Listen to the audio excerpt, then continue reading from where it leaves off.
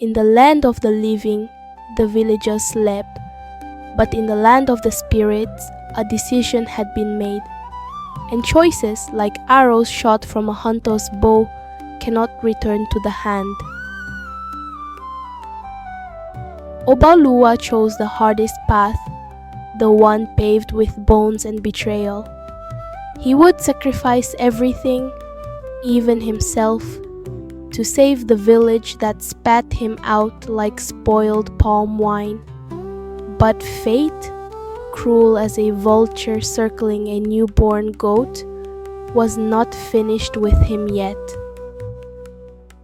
Back in the village, things were no longer the same. The rains refused to fall. The sky cracked but delivered no water, like a promise forgotten. The yam barns grew moldy. The river dried up, twisting like an old woman's bitter mouth. Children fell sick. Crops withered.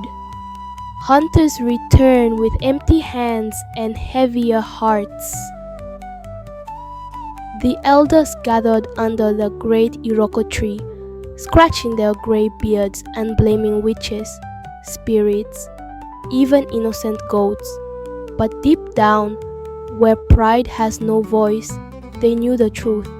They had banished their blessing. They had cast out their miracle. Meanwhile, another storm brewed.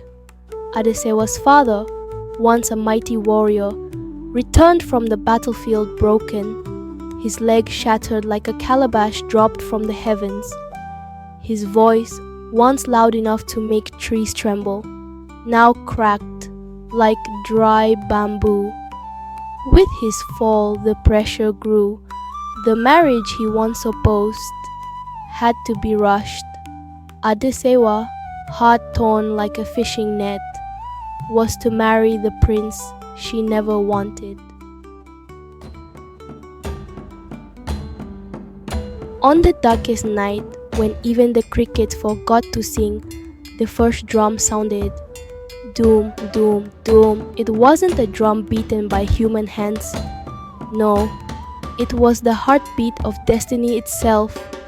Torches lit the hills like stars fallen to earth. Raiders, men whose hearts were colder than grave soil, marched towards the village. The villagers panicked. Spears were sharpened with trembling fingers. Mothers hugged their children close, whispering forgotten prayers. But how can a village fight when it has already killed its greatest shield?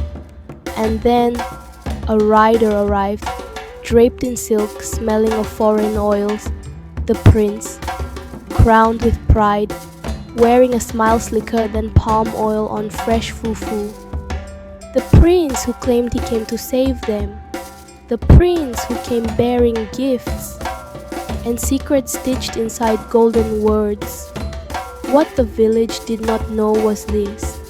Adetokunbo, the jealous brother, had already knelt before the prince, plotting like a spider weaving death into silk. The prince's sudden kindness, the marriage's sudden rush, the timing of the enemy's attack, all pieces of a poisoned gourd. But the truth, the truth is like smoke. You can cup your hands around it, but sooner or later, it will rise for all to see. Far away, where the earth kissed the spirit world, Obaoluwa stood, his soul heavy with burdens not yet revealed, his heart beating not for revenge, but for justice. The drums beat faster, the torches burned brighter, the betrayers danced with smiles, but in the shadows, the true king was coming. And when he came, even the gods would hold their breath.